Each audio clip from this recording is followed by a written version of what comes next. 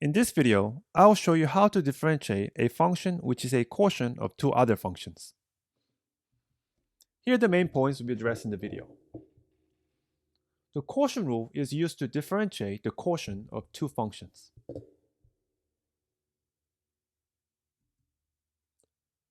The derivative of a quotient is not the quotient of the derivatives. Let's start with the function e to the x divided by x squared plus 1. How can we compute this derivative? For some people, the first instinct is to compute the derivative of numerator and the denominator. That is, one would find the derivative of e to the x, which is just e to the x, and find the derivative of x squared plus 1, which is 2x. Is this the correct answer? To check our guess, let's grab the both original function and our guess for each derivative. This red graph is our original function, e to the x divided by x squared plus 1. And this blue graph is what we guessed its derivative would be, e to the x divided by 2x. Let's see how they compare. If you look at x equals 0, the red graph appears to have a slope that isn't too large. Certainly, the slope is not infinite. But the blue graph is supposed to show the derivative. And if you look at x equals 0, the blue graph has a value that is either positive or negative infinity. So our guess, e to the x divided by 2x, is not the derivative of e to the x divided by x squared plus 1. So it did not work just to take the derivative of numerator and the denominator. We need a special rule to compute the derivative of quotients. The quotient rule for derivative is as follows. If we have a function q of x, which is a quotient of f of x divided by g of x, then the derivative q prime of x is given by gx times f prime of x minus f of x times g prime of x, all divided by gx squared. Let's go through a couple of examples to see how this works in practice. I will make a table to help us stay organized.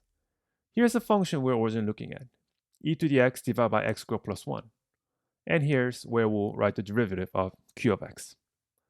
So e to the x is our f of x, and x squared plus 1 is our g of x. F prime of x is e to the x, and g prime of x is 2x. The quotient rule says we multiply g of x times f prime of x, then subtract f of x times g prime of x, and divide g of x squared. So this is the derivative of q of x. Let's look at another example. Here's a new function, 5 to the x divided by 3x to the 7 plus 3x squared. And here's where we'll write the derivative of q of x. So 5 to the x is our f of x. G of x will be 3x to the 7th plus 3x squared. Then f prime of x is natural log of 5 times 5 to the x, and g prime of x is 21 times x to the 6 plus 6x. The quotient says we multiply g of x times f prime of x, then subtract f of x times g prime of x, divide by g of x squared. So this is the derivative of q of x. Let's do one more example. Here's a new function, tangent of x, which we can write it as sine of x divided by cosine of x. And here's where we'll write the derivative of q of x. So sine of x is our f of x, cosine x is our g of x. F prime of x is cosine of x, and g prime of x is negative sine of x. The quotient says we multiply g of x times f prime of x, then subtract f of x times g prime of x, divide by g of x squared. And we can go a little further here. We can write the numerator as cosine squared plus sine squared. And you might remember that cosine squared plus sine squared equals to 1. And 1 over cosine squared is equal to secant squared. So this tells us that derivative of tangent x is secant square x. by using the quotient rule.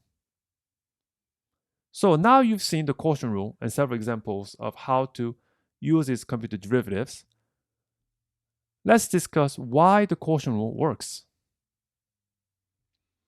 Let's start with the original example. Q of x equals e to the x over x squared plus 1. And we need to make sure the denominator is not 0. And luckily for us, x squared plus is always positive. So this won't be an issue in this example. Next, we'll multiply both sides by the denominator. Next, let's take the derivative of each side of this equation. On the left, we need to use the product rule. First, we use the first term. Then, we need the derivative of the second term, which we don't have a formula for it, so we'll just write q prime of x. Then we add the second term times derivative of the first function. And on the right, the derivative of e to the x is just e to the x. We are now left with this equation, which involves q prime of x. But this doesn't tell us what q prime of x is exactly. But we can do some algebra to solve for q prime of x. First, we'll subtract the second term from both sides, and then organize a bit so we can divide both sides by x squared plus 1. And now, q prime of x is equal to e to the x minus q of x times 2x divided by x squared plus 1. And we have a formula for q of x, which is the original function. So let's make a room here. And now I can substitute the formula for q of x. And this looks a little complicated and maybe not too familiar. But I'm going to do something that might seem like a little trick. I'm going to multiply this fraction by x squared plus 1 over x squared plus 1. You might be thinking, wait a minute, is that okay? Since x squared plus 1 over x squared plus 1, I'm actually just multiplying by 1. So I'm not changing anything here. I'm not changing any quantities here. And this is going to be a little tricky for me to arrange, so I'm going to rewrite q prime down here.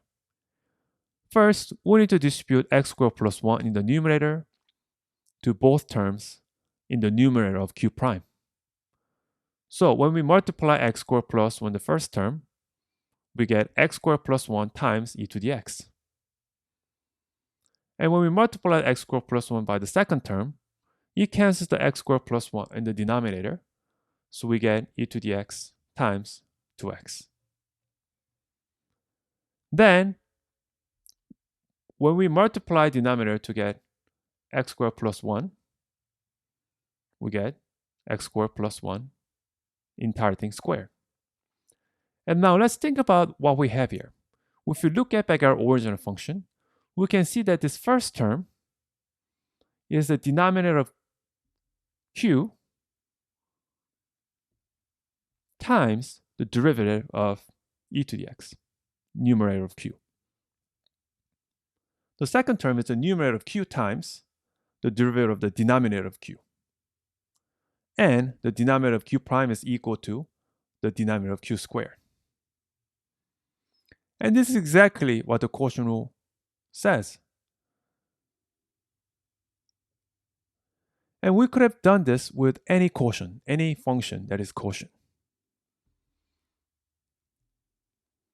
Here's the reasoning in general. Suppose we have a function q of x, which is quotient of f of x and g of x. We can multiply both sides of the equation by g of x. Then we'll compute the derivative of each side. On the left, we use the product rule to get g times q prime plus g prime times q. And on the right side, we get f prime. We can then solve this equation for q prime to get f prime minus g prime times q all over g. Then we'll substitute f over g for q, then multiply the whole thing by g over g, which after some algebra gives us this formula. And this is how we get the quotient rule.